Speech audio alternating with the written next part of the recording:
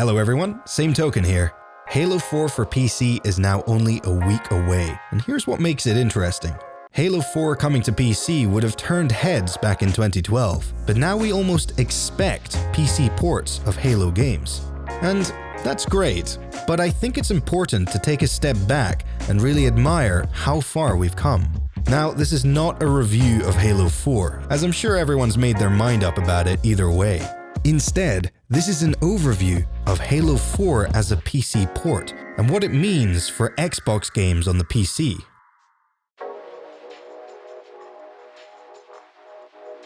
For PC gamers, in an ideal world, all game developers would focus on PC first, or at the very least develop with PC in mind. That way, everything from the performance and user interface right down to the core gameplay would work seamlessly in a PC environment. However, the biggest barrier is simple economics. Console players vastly outnumber PC players, and so it makes more sense to develop there first, then port it to PC later, or worse yet, only develop for console. Porting is essentially taking a game optimized for one platform, then translating it to another. Obviously then, it's better to develop for all platforms from the get-go, and there's plenty of evidence as to why. Over the years, there have been some really dreadful console ports. It is simply never enough to just get it running. A good port makes all the difference to the success of a game on PC, even if it performed well on console. And while once that probably didn't matter much to Microsoft, especially when they were only trying to sell Xbox consoles, now they are selling Xbox as a platform. They've released an Xbox application on the PC which allows both direct purchases and access to their Game Pass subscription service. Games no longer have to be exclusive to one piece of hardware. Xbox, PC, and even streaming are all becoming unified experiences. Thus, it makes total sense that they've chosen now to start porting all the classic Halo games to PC, and I think they've done a pretty good job so far, and Halo 4 is no exception. I remember being slumped on the edge of my bed, tangled in the cables of my 360 controller while glaring at a 20-inch LCD thinking, Halo 4 looked awesome. Regardless of how you felt about its art style and story, Halo 4 looked great for an Xbox 360 game. Then it was re-released for Xbox One, upping it to 1080p 60 frames per second. And although the Master Chief Collection had some serious teething issues, it felt right at home. However, the transition to PC is a little bigger than that. This isn't just a jump in hardware. As with Halo 3's port, this provides Halo fans with more ways to play. And also like Halo 3, the transition has been surprisingly smooth.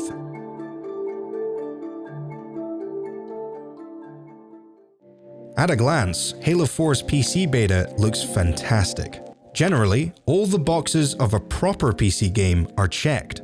It has a field of view slider, support for multiple resolutions and high frame rates, and keyboard and mouse support, with the option to turn off mouse acceleration and smoothing.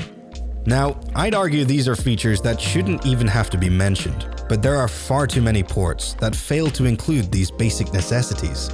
On the other hand, after playing for a while, Halo 4 PC does start to show its age. You can see that in the textures, low-resolution pre-rendered content, and the occasional funky shadow. But you have to remember, this is the PC version of a game from 2012, and in that sense, it compares favorably to similar ports at the time. UI elements are scalable to 4K and beyond, except for the pre-rendered messages, and effects like active camo look phenomenal. There isn't all that much difference between original and enhanced graphic options, other than maybe changes in level of detail. But regardless, they now provide even more granular control over these settings. Overall, the $10 price tag does factor in the game's age, and is an incredibly fair price for what you receive. It is not a remaster, and so, for what it is, it's pretty graphically impressive. Gameplay-wise, Halo 4 on PC is brilliantly smooth. In fact, I think it fits well with a mouse and keyboard. And I'd go as far as to say I now really want to try it with Halo 5. However, all the same, I'm not sure I'd pick a mouse over a controller. Vehicles like the Scorpion are handled a little bit strange. In Halo 3, you could rotate at the speed you could move your mouse, and the turret would catch up. But in Halo 4, you can only turn as fast as the tank can swivel. And so far, I prefer Halo 3's approach, as it feels less claustrophobic. And then there's the Forge controls. Forge is a mode that has evolved for the better over time, finding really clever ways to overcome the limitations of a controller. Thumbsticks were never designed for even basic level editing, and yet Forge makes it incredibly easy to manipulate objects and build brilliant maps. This just doesn't translate well to mouse and keyboard. Now, I know, this is probably asking too much, but it would be great if they had allowed you to use the PC's greatest advantage for this kind of thing: a cursor. Having the option of manipulating each axis of an object would make Forge on PC incredibly powerful. But, like I said, this is far above what you could reasonably expect for a port of a game from 2012. Overall, Forge with mouse and keyboard is good enough.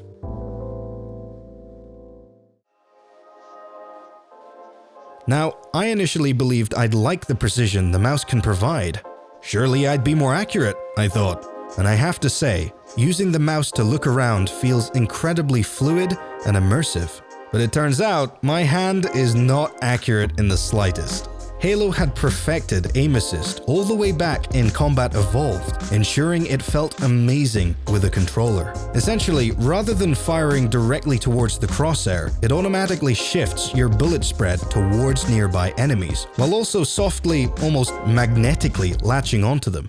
Conversely, with a mouse, wherever you're aiming is essentially where your bullets are going to end up. And so, heading online, my lack of accuracy became very apparent. Where with a controller, I feel pretty confident I could consistently get headshots with a sniper. Matches are far more challenging with a mouse. Now, this isn't necessarily a bad thing, as I think it's a skill I need to practice over time, and this one's completely on me. But I have to say, it changes the dynamic of multiplayer matches, especially when you're maybe playing against people who are using a controller, and that is about to become a little more prominent. Soon, the Master Chief Collection will introduce crossplay between Xbox and PC, allowing them to play together.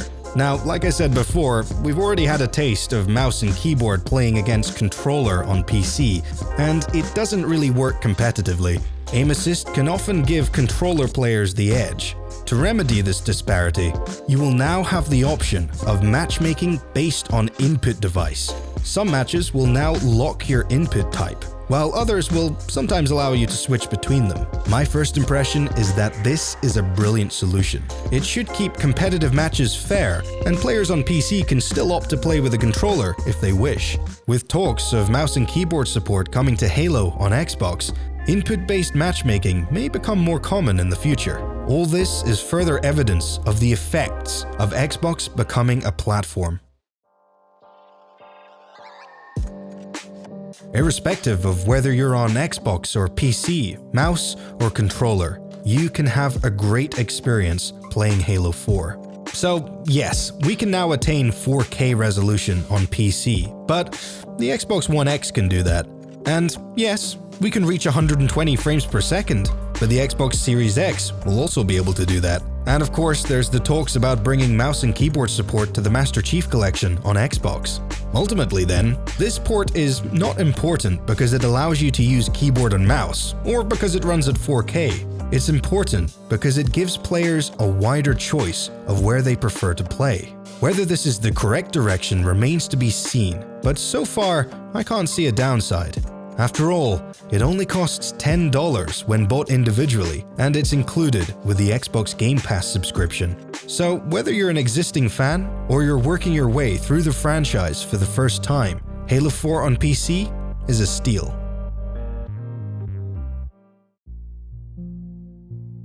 So, thank you so much for watching. If you enjoyed the video, please leave a like and subscribe and hit the bell icon for more Halo content.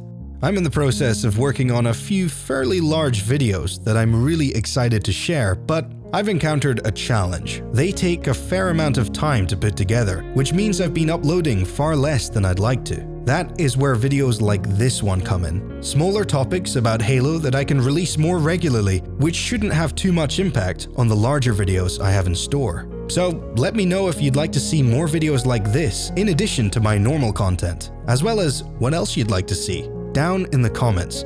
Stay safe out there, and I'll catch you next time.